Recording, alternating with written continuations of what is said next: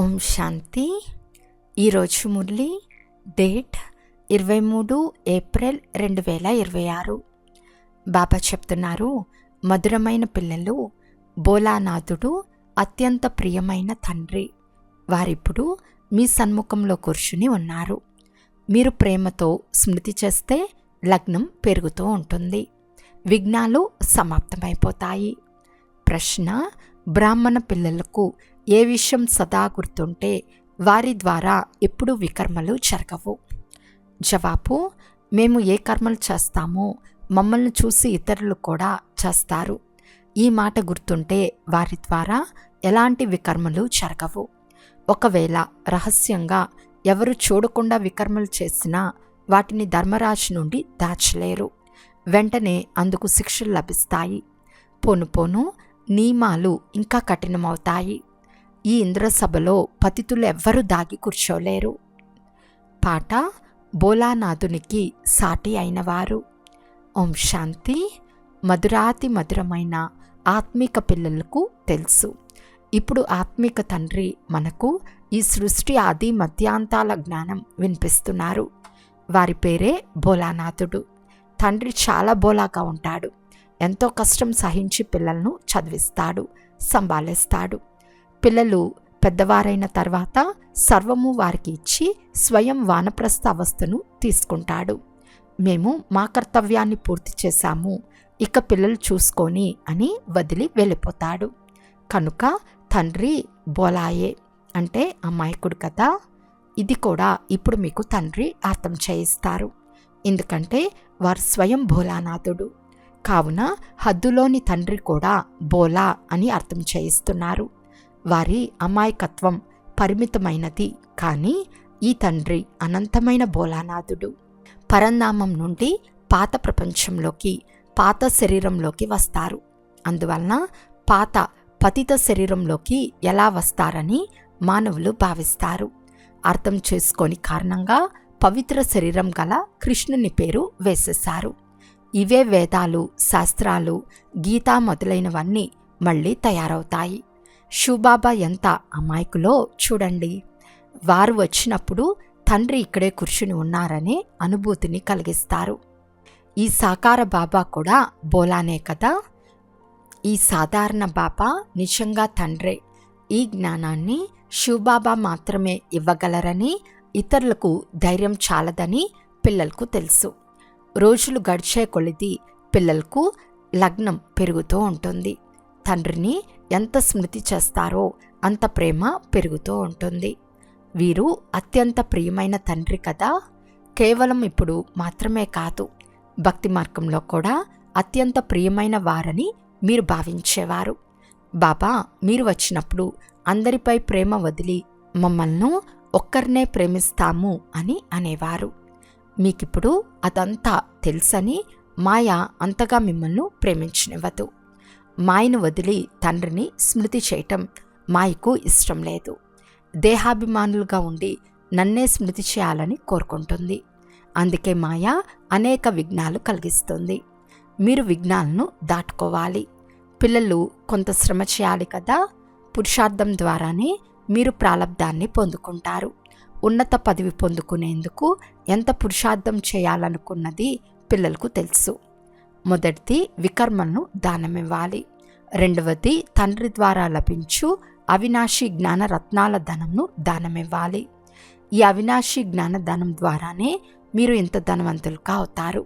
జ్ఞానం ఆదాయంకు మూలం. Knowledge is the source of income. వార్తి శాస్త్రాల వేదాంతం. ఇది ఆత్మిక జ్ఞానం. శాస్త్రాలు మొదలైనవి చదువుకుని కూడా చాలా సంపాదిస్తారు. ఒక గదిలో సిక్కుల గ్రంథం మొదలైనవి ఉంచి ప్రతిరోజు కొద్ది కొద్దిగా వినిపిస్తూ ఉంటే చాలా సంపాదన జరుగుతూ ఉంటుంది. కానీ అది యథార్థమైన జ్ఞానం కాదు. యథార్థమైన జ్ఞానం ఒక్క తండ్రి మాత్రమే ఇవ్వగలరు. ఎంతవరకు ఈ ఆత్మిక జ్ఞానం లభించదో అంతవరకు ఈ శాస్త్రాల వేదాంతం వారి బుద్ధిలో ఉంటుంది. మీ మాటలు వినరు. మీరు చాలా కొద్ది మంది మాత్రమే ఉన్నారు. ఈ ఆత్మిక జ్ఞానాన్ని పిల్లలైన మీరు ఆత్మిక తండ్రితో తీసుకోవటం 100% సత్యమైనది. జ్ఞానం ఆదాయానికి మూలం. చాలా ధనం లభిస్తుంది. యోగం ఆరోగ్యానికి మూలం, అనగా నిరోగి శరీరం లభిస్తుంది. జ్ఞానం ద్వారా ధనం, ఈ రెండు ముఖ్యమైన సబ్జెక్టులు. కొంతమంది బాగా ధారణ చేస్తారు, కొంతమంది తక్కువగా ధారణ చేస్తారు. కావున ధనం కూడా నెంబర్ వారుగా తక్కువగా లభిస్తుంది. శిక్షలు మొదలైనవి అనుభవించి అక్కడికి వెళ్ళి తక్కువ పదవి పొందుకుంటారు. స్మృతి పూర్తిగా చేయకుంటే వికర్మలు వినాశనం అవ్వవు. శిక్షలు అనుభవించవలసి వస్తుంది, పదవి కూడా భ్రష్టమవుతుంది. పాఠశాలలో జరిగినట్లు ఇక్కడ కూడా జరుగుతుంది. ఇది అనంతమైన జ్ఞానం. దీనివలన నావ ఆవలి తీరానికి చేరుతుంది. ఆ జ్ఞానంలో బ్యారిస్టర్, డాక్టర్, ఇంజనీరింగ్ చదువును చదవలసి వస్తుంది. ఇటువంటి చదువు ఇది ఒక్కటి మాత్రమే. యోగము, జ్ఞానముల ద్వారా సదా ఆరోగ్యవంతంగా, ధనవంతంగా అవుతారు, రాకుమారులుగా అవుతారు. స్వర్గంలో బ్యారిస్టర్, జడ్జ్ మొదలైన వారెవ్వరూ ఉండరు. అక్కడ ధర్మరాజు అవసరం కూడా ఉండదు. గర్భచైల్లోని శిక్షలు కానీ, ధర్మరాజపురంలోని శిక్షలు కానీ ఉండవు. గర్భమహల్లో చాలా సుఖంగా ఉంటారు. ఇక్కడ గర్భచైల్లో శిక్షలు అనుభవించవలసి వస్తుంది. ఈ విషయాలన్నీ పిల్లలైన మీరు మాత్రమే అర్థం చేసుకుంటారు. శాస్త్రాలు కానీ, సంస్కృతంలో శ్లోకాలు కానీ అవన్నీ మనుషులు తయారు చేసినవే. సత్యుగంలో ఏ భాష ఉంటుంది అని అడుగుతారు. తండ్రి తెలుపుతున్నారు, దేవతల భాష ఏది ఉంటుందో అదే నడుస్తుంది. అచ్చట ఉండే భాష ఇక్కడ ఎక్కడా ఉండదు. అక్కడ సంస్కృత భాష ఉండేందుకు వీలు లేదు. దేవతల భాష, పతిత మనుషుల భాష ఒకటిగా ఉండేందుకు వీలు లేదు. అక్కడి భాష అక్కడ మాత్రమే నడుస్తుంది. దీని గురించి అడిగేది ఉండదు. మొదట తండ్రి నుండి వారసత్వం తీసుకోండి. కల్పక్రితం ఏం జరిగిందో మళ్ళీ అదే జరుగుతుంది. మొదట వారసత్వం తీసుకోండి. ఇతర విషయాలు అడగరాదు. 84 జన్మలు కాకుంటే 80 లేక 82 జన్మలు ఉండని. ఈ విషయాలు మీరు వదిలేయండి. తండ్రి అంటున్నారు, అల్ఫ్ అంటే బాబాను స్మృతి చేయండి. స్వర్గంలో చక్రవర్తి పదవి తప్పకుండా లభిస్తుంది కదా. అనేక పర్యాయాలు మీరు స్వర్గంలో చక్రవర్తి పదవి తీసుకున్నారు. ఉన్నతం నుండి తప్పకుండా క్రిందకు దిగే తీరాలి. ఇప్పుడు మీరు మాస్టర్ జ్ఞానసాగర్లు, మాస్టర్ సుఖసాగర్లుగా అవుతారు. మీరు పురుషార్థులు. బాబా అయితే సంపూర్ణమైన వారు. తండ్రిలో ఏ జ్ఞానం ఉందో అది పిల్లల్లో ఉంది. కానీ మిమ్మల్ని సాగరం అని అనరు. సాగరం వారు ఒక్కరు మాత్రమే, కానీ వారికి అనేక పేర్లు ఉంచారు. ఇక్కడ మీరంతా జ్ఞానసాగర్ నుండి వెలువడిన నదులు. మీరే మానస సరోవరాలు, నదులు. నదులకు పేర్లు కూడా ఉంచారు.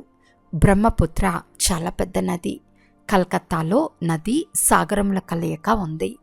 దాని పేరే డైమండ్ హార్బర్. బ్రహ్మ ముఖవంశావళి అయిన మీరు వజ్ర సమానంగా అవుతారు. చాలా గొప్ప మేళా జరుగుతుంది. బాబా ఈ బ్రహ్మ శరీరంలో వచ్చి పిల్లలతో కలుస్తారు. ఇవన్నీ అర్థం చేసుకోవాల్సిన విషయాలు. బాబా మళ్ళీ చెప్తున్నారు, మన్మనా భవ. బాబాను స్మృతి చేస్తూ ఉండండి. వారు అత్యంత ప్రియమైన వారు. సర్వ సంబంధాల సాక్రీన్. అవన్నీ వికారీ సంబంధాలు.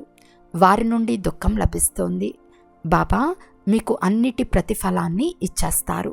సర్వ సంబంధాల ప్రేమను ఇస్తారు. ఎంత సుఖంనిస్తారు? ఇతరులెవ్వరూ ఇంత సుఖంను ఇవ్వలేరు. ఇతరుల ఇచ్చేది అల్పకాలిక సుఖం. దానినే సన్యాసులు కాకిరెట్ట సమానమైన సుఖము అని అంటారు. దుఃఖధామంలో అయితే తప్పకుండా దుఃఖమే ఉంటుంది. ఈ పాత్ర అనేక పర్యాయాలు చేశాము అని పిల్లలైన మీకు తెలుసు. కానీ మనం ఉన్నత పదవి ఎలా పొందాలనే చింత ఉండాలి. ఫెయిల్ అవ్వకుండా ఉండేందుకు మనం చాలా పురుషార్థం చేయాలి. మంచి నెంబర్లో ఉత్తీర్ణులైతే ఉన్నత పదవి పొందుతారు. వారికి సంతోషం కూడా ఉంటుంది. అందరూ ఒకే విధంగా ఉండరు. యోగంను బట్టి సుఖం ఉంటుంది. తండ్రిని ఇంకా కలవని గోపికలు చాలామంది ఉన్నారు. తండ్రిని కలవాలని తపిస్తూ ఉంటారు. సాధు సన్యాసుల వద్ద తపించు మాటే ఉండదు. ఇక్కడికైతే శివబాబాను కలిసేందుకు వస్తారు. అద్భుతమైన విషయం కదా. ఇంట్లో కూర్చుని శివబాబా మేము మీ పిల్లలమని స్మృతి చేస్తారు. ఆత్మకు స్మృతి కలుగుతుంది. శివబాబా నుండి కల్పకల్పం వారసత్వం తీసుకుంటామని పిల్లలైన మీకు తెలుసు. ఆ తండ్రే కల్పం తర్వాత మళ్ళీ వచ్చి కలుస్తున్నారు. అందువలన వారిని చూడకుండా ఉండలేరు. బాబా వచ్చారని ఆత్మకు తెలుసు. శివ జయంతి కూడా జరుపుకుంటారు, కానీ కొంచెం కూడా తెలియదు. శివబాబా వచ్చి అర్థం చేయిస్తున్నారని ఏమాత్రం తెలియదు. శివ జయంతి అని నామమాత్రానికి జరుపుతారు, సెలవు కూడా ఇవ్వరు. ఎవరైతే వారసత్వం ఇచ్చారో వారికి ఏ మహత్వము లేదు. ఎవరికి వారసత్వం ఇచ్చారో కృష్ణుడు వారి పేరేమో ప్రసిద్ధి చేసేశారు. ముఖ్యంగా భారతదేశాన్ని స్వర్గంగా తయారు చేశారు. మిగిలిన వారందరికీ ముక్తినిస్తారు. అందరూ ముక్తినే కోరుకుంటారు. ముక్తి తర్వాత జీవన్ముక్తి లభిస్తుందని మీకు తెలుసు. తండ్రి వచ్చి మాయ బంధనం నుండి ముక్తిని కలిగిస్తారు. తండ్రిని సర్వుల సద్గతి దాత అని అంటారు. జీవన్ముక్తికి అయితే సర్వులకు నెంబర్వార్ పురుషార్థానుసారం లభిస్తుంది. ఇది పతిత ప్రపంచం, దుఃఖధామం అని తండ్రి అంటారు. సత్యుగంలో మీకు చాలా సుఖం లభిస్తుంది. దానిని స్వర్గం అని అంటారు. భగవంతుడు స్వర్గాన్ని ఎందుకు రచించరు? కేవలం ముస్లింల కొరకే రచించారా? వారి వారి భాషల్లో కొంతమంది స్వర్గమని అంటారు, కొంతమంది బహిస్త్ అని అంటారు. హెవెన్లో కేవలం భారతదేశం మాత్రమే ఉంటుందని మీకు తెలుసు. ఈ విషయాలన్నీ పిల్లలైన మీ బుద్ధిలో నెంబర్వార్ పురుషార్థానుసారం కూర్చున్నాయి. మేము అల్లా తోటలో ఉండేవారమని ఒక ముస్లిం కూడా అనేవాడు. ఇవన్నీ సాక్షాత్కారం అవుతాయి. డ్రామాలో ముందే రచింపబడి ఉన్నాయి. డ్రామాలో ఏం జరుగుతుందో, ఏ సెకండ్ జరిగిపోతుందో అది కల్పకృతం కూడా జరిగిందని అంటారు. రేపు ఏం జరుగుతుందో అది ఎవరికీ తెలియదు. డ్రామాపై నిశ్చయం ఉండాలి. అలా ఉంటే ఎలాంటి చింత ఉండదు. బాబా పిల్లలైన మనకు ఆజ్ఞాపించారు, నన్నొక్కరినే స్మృతి చేయండి, మీ వారసత్వాన్ని స్మృతి చేయండి. అందరూ సమాప్తమైపోవలసిందే. ఒకరి కొరకు మరొకరు ఏడవని కూడా ఏడవలేరు. మృత్యు వస్తూనే వెళ్ళిపోతూ ఉంటారు. ఏడ్చేందుకు కూడా తీరికే ఉండదు. శబ్దం కూడా రాదు. ఈ రోజుల్లో అయితే మనుషులు బూడిద కూడా తీసుకుని ఎన్నో ప్రదక్షిణలు చేస్తూ ఉంటారు. భావం కూర్చుని ఉంది కదా, ఇదంతా సమయాన్ని వృధా చేయటమే. ఇందులో ఉపయోగం ఏముంది? మట్టి మట్టిలో కలిసిపోతుంది. దీనివలన భారతదేశం పవిత్రమైపోతుందా? పతిత ప్రపంచంలో ఏ పని చేసినా అది పతిత కర్మనే అవుతుంది. దాన పుణ్యాదులు కూడా ఎన్నో చేస్తూ వచ్చారు, కానీ భారతదేశం పవిత్రంగా అయిందా?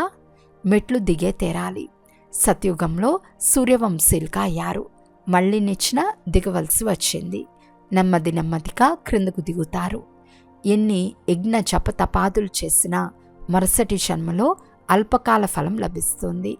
ఏదైనా చెడు కర్మలు చేస్తే దాని ఫలం కూడా వారికి లభిస్తుంది. పిల్లలను చదివించేందుకు వచ్చానని అనంతమైన తండ్రికి తెలుసు. శరీరం కూడా చాలా సాధారణమైనది తీసుకున్నారు. తిలకం మొదలైనవేవి ధరించే అవసరం లేదు. భక్తులు పెద్ద పెద్ద తిలకాన్ని ధరిస్తారు, కానీ ఎంత మోసం చేస్తూ ఉంటారు.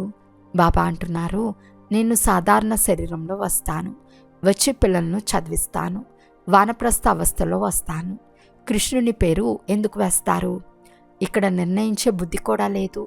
ఇప్పుడు తండ్రి వచ్చి రైట్ రాంగ్ నిర్ణయించే బుద్ధిని ఇచ్చారు. తండ్రి అంటున్నారు, మీరు యజ్ఞ తపాలు దాన పుణ్యాలు చేస్తూ శాస్త్రాలు చదువుతూ వచ్చారు. ఈ శాస్త్రాల్లో ఏమైనా ఉందా? మీకు రాజయోగాన్ని నేర్పించి విశ్వచక్రవర్తి పదవిని నేను ఇచ్చానా, లేక కృష్ణుడు ఇచ్చాడా? నిర్ణయించండి. వారంటున్నారు, బాబా మీరే వినిపించారు. కృష్ణుడు చిన్న రాకుమారుడు, అతను ఎలా వినిపించగలడు? ఈ రాజయోగం ద్వారానే మేము ఇలా అయ్యామని పిల్లలు అంటున్నారు. తండ్రి అంటున్నారు, శరీరంపై ఎలాంటి నమ్మకం లేదు, చాలా పురుషార్థం చేయాలి. ఫలానా వారికి చాలా మంచి నిశ్చయబుద్ధి ఉందని బాబాకు సమాచారం వినిపిస్తారు. నేనంటున్నాను, నిశ్చయం పూర్తిగా లేదు. ఎవరిని చాలా ప్రేమించానో వారు ఈరోజు లేనేలేరు. తండ్రి అయితే అందరితో ప్రేమగానే వ్యవహరిస్తారు. నేను ఎలాంటి కర్మ చేస్తానో నన్ను చూసి ఇతరులు కూడా అదే చేస్తారు. చాలామంది వికారాల వశమై దాచిపెట్టుకుని ఇక్కడికి వచ్చి కూర్చుంటారు. బాబా వెంటనే సందేశీలకు తెలుపుతారు. అటువంటి కర్మలు చేయవారు చాలా సున్నితం అవుతూ పోతారు, ముందుకు వెళ్ళలేరు. చివరిలో చాలా సున్నితమైన సమయం వస్తుంది. ఏదైనా తప్పు చేస్తే చాలా కఠినమైన నియమాలను అమలుపరుస్తారు. పోను పోను మీరు చాలా చూస్తారు. బాబా ఏమేం చేస్తారో మీరు చూస్తారు. బాబా శిక్షించరు, ధర్మరాజు ద్వారా శిక్షలను ఇప్పిస్తారు. కానీ జ్ఞానంలో ప్రేరణ మాటలేవీ లేవు. మనుషులందరూ భగవంతుణ్ణి పిలుస్తారు. ఓ పతిత పావన రండి, మీరు వచ్చి మమ్మల్ని పావనంగా చేయండి.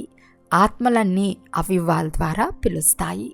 తండ్రి జ్ఞానసాగరుడు, వారి వద్ద చాలా వెరైటీ సామాగ్రి ఉంది. అటువంటి సరుకు ఇతరులెవ్వరి వద్ద లేదు. కృష్ణుని మహిమ పూర్తి వేరుగా ఉంది. తండ్రి శిక్షణ ద్వారా ఇతడు ఇలా అయ్యాడు. అలా తయారు చేయవారు ఒక తండ్రి మాత్రమే. తండ్రి వచ్చి కర్మ అకర్మ వికర్మల రహస్యాన్ని అర్థం చేయిస్తారు. ఇప్పుడు మీ 3వ నేత్రం తెరుచుకున్నది. ఇది 5000 సంవత్సరాల విషయమని మీకు తెలుసు. ఇప్పుడు ఇంటికి వెళ్ళి పాత్రను అభినయించాలి. ఇది స్వదర్శన చక్రం కదా. మీ పేరు స్వదర్శన చక్రధారులు, బ్రాహ్మణ కులభూషణులు, ప్రజాపిత బ్రహ్మ కుమార్ కుమారీలు. లక్షల సంఖ్యలో స్వదర్శన చక్రధారులుగా అవుతారు. మీరు ఎంతో జ్ఞానాన్ని చదువుకుంటారు. అచ్చా, మధురాతి మధురమైన అపురూపమైన పిల్లలకు మాతాపిత బాప్దాదాల ప్రియ స్మృతులు మరియు గుడ్ మార్నింగ్. ఆత్మిక పిల్లలకు ఆత్మిక తండ్రి నమస్తే. ఆత్మిక తండ్రికి ఆత్మిక పిల్లల యొక్క ప్రియ స్మృతులు మరియు నమస్తే నమస్తే నమస్తే. ధారణ కొరకు ముఖ్య సారము. ఫస్ట్ పాయింట్, ఇది చాలా సున్నితమైన సమయం కావున ఎలాంటి వ్యతిరేక కర్మలు చేయరాదు. కర్మ అకర్మ వికర్మల రహస్యాన్ని గమనంలో ఉంచుకుని సదా శ్రేష్ఠ కర్మలే చేయాలి. సెకండ్ పాయింట్, యోగం ద్వారా సదా కొరకు మీ శరీరాన్ని నిరోగిగా తయారు చేసుకోవాలి. అత్యంత ప్రియమైన ఒక తండ్రిని మాత్రమే స్మృతి చేయాలి. తండ్రి ద్వారా లభించు అవినాశి జ్ఞానధనాన్ని దానం చేయాలి. ఈరోజు వరదానము. సహనశీలతా గుణం ద్వారా కఠోరమైన సంస్కారాలను శీతలంగా చేయు సంతుష్టమని భవ. ఎవరిలో అయితే సహనశీలతా గుణం ఉంటుందో వారు ముఖం ద్వారా సదా సంతుష్టంగా కనిపిస్తారు. ఎవరైతే స్వయం సంతుష్టమూర్తులుగా ఉంటారో వారు ఇతరులను కూడా సంతుష్టంగా చేసేస్తారు. సంతుష్ట మగుట అనగా సఫలతను పొందటం. ఎవరైతే సహనశీలుగా ఉంటారో వారు తమ సహనశీలతా శక్తి ద్వారా కఠోర సంస్కారం లేక కఠినమైన కార్యాన్ని శీతలంగా మరియు సహజంగా చేసేస్తారు. వారి ముఖం గుణమూర్తిగా కనిపిస్తుంది. వారే డ్రామా అనే డాల్పై నిలబడగలరు. స్లోగన్: ఎవరైతే వాచా ద్వారా పరివర్తన అవ్వరో వారిని శుభ వైబ్రేషన్ల ద్వారా పరివర్తన చేయగలరు. అవ్యక్త సూచన: మహాన్గా అయ్యేందుకు మధురత మరియు నమ్రతా గుణాలను ధారణ చేయండి. బ్రహ్మాబాబా మాటలు ఫరిస్తాల మాటలు అనగా తక్కువగా మరియు మధురంగా మాట్లాడేవారు. అలా యథార్థమైన మాటలే మాట్లాడండి. కార్య వ్యవహారాల్లో మాట్లాడవలసి వస్తుంది, కానీ అది కూడా చాలా ఎక్కువగా మాట్లాడకండి. ప్రతి సంకల్పం, మాట మరియు కర్మలో ఫాలో ఫాదర్ చేయండి. ప్రతి మాటలో మధురత, నమ్రత యొక్క గొప్పతనం ఉండాలి. అందుకు స్వయాన్ని నిమిత్తంగా భావించి ప్రతి కార్యం చేయండి. అప్పుడు మహానతతో పాటు నమ్రత వస్తుంది మరియు సఫలతామూర్తులుగా అవుతారు. అచ్చా, ఓం శాంతి.